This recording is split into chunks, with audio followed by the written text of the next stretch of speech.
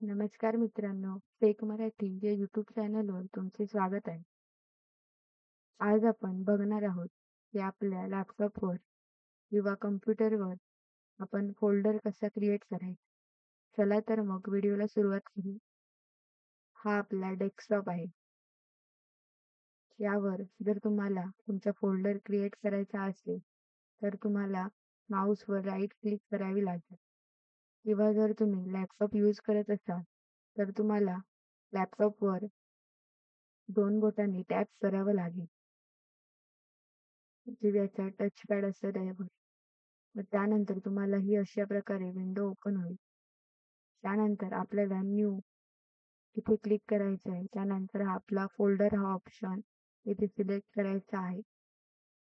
त्यानंतर इथे तुम्हाला जे पाहिजे ते तुम्ही नाव देऊ शकता.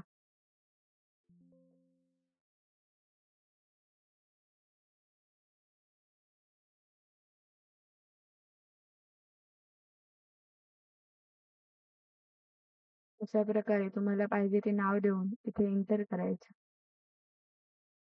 जर तुम्हाला हे नाव चेंज करायचं असेल, तर तुम्ही फोल्डरवर क्लिक करून फोल्डरच्या इथे कर्सर ठेवून राईट क्लिक करायचं.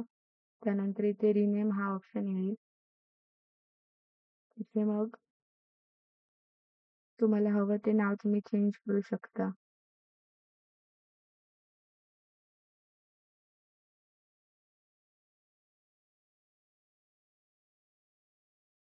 अशा प्रकारे.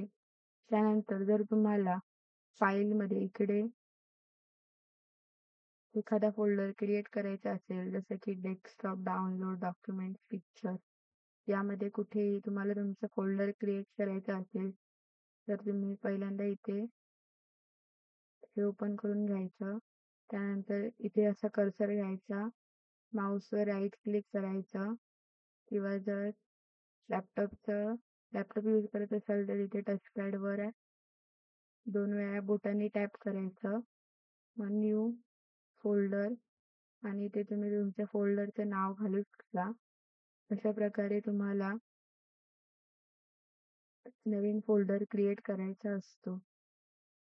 व्हिडिओ कसा वाटला कमेंट करून नक्की सांगा. Thanks for watching.